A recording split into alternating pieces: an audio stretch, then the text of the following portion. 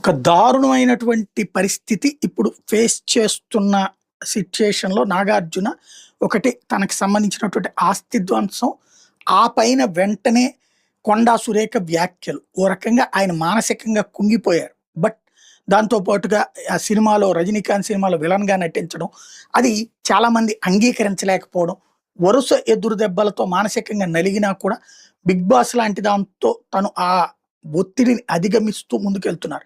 కానీ గతంలో ఉన్నటువంటి ఆహ్, టెంపో తక్కువగా కనబడుతుంది. ఎందుకంటే ఆయనలో మానసిక సంఘర్షణ ఉంది.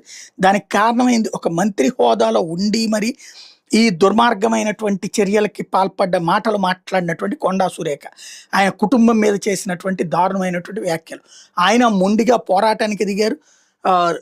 ఇటు రేవంత్‌తో అయితే పాజిటివ్‌గానే ఉన్న 'కొండా సురేఖ' వ్యవహారం మీద న్యాయ పోరాటానికి దిగారు. పరువు నష్టం దావా వేయడం, క్రిమినల్